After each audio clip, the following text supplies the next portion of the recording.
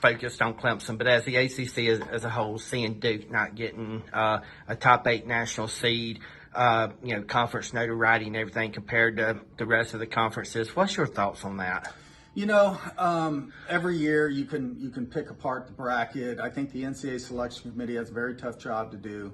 Obviously, there's a bunch of different criteria that play into it. Do I feel like Duke is a top 8 seed? Definitely.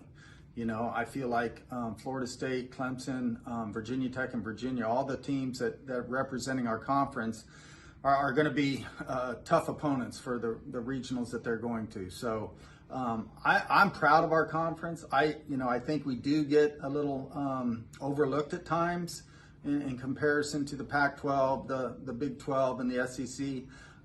But at the same time, you got to go out and earn it. This time of year, you got to beat a good team to get to where you want to go, and this year's no different. And I know our conference will be well represented in postseason, and I know we'll do well. 4 games this year, 1 loss, extra innings. We talked about that earlier this year.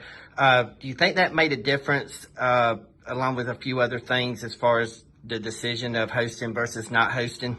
Oh, definitely. And that's kind of the message we tell our team from game 1 in February, is that every game matters, especially when you get to postseason and decisions have to be made. And definitely, we lost some tough extra inning games this year. And if we win 2 or 3 of those, we're probably a top 8 seed, honestly.